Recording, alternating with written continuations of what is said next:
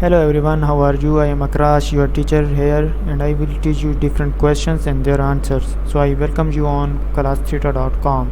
So our today's question is: in a crash test, a 941 kilogram moving 14.0 meter per second collides head on with another 773 kilogram car moving 32 meter per second. The two cars stick together. What is the magnitude of their final velocity?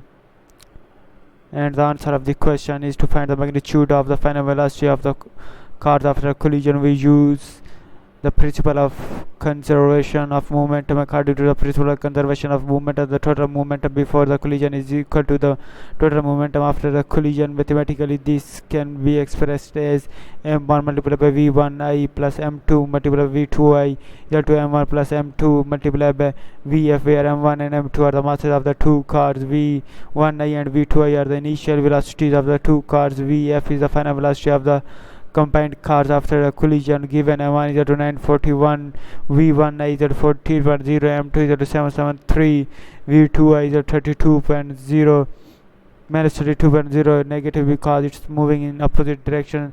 Substituting the value into the equation, 941 multiplied by 14.0 meter per second plus 773 multiplied by minus 32.0 is equal to 941 plus 773 multiplied by vf 13174 plus minus 24736 is equal to 1714 multiplied by vf minus 11562 kilogram meter per second is equal to 1714 kilogram multiplied by vf is equal to minus 11562 over 1714. vf approximately minus 6.75 meter per second. Therefore the magnitude of the final velocity of the combined car after the collision is approximately 6.75 meter per second.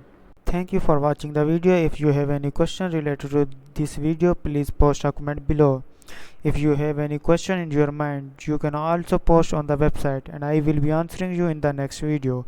Thank you for engaging with us. Until next video, bye bye.